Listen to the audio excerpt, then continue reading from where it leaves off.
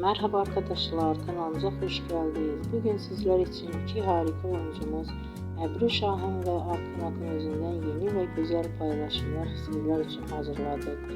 Onlar her çay dizinde rol almış ve herkes tarafından beğenilmiştir. Biz de sizler için onların güzel ve romantik karelerini hazırladık. Bu videoların devamlı gelmesini istiyorsanız kanalımıza abone olup yorum yazmayı unutmayın. Hələlik bizden bu kadar.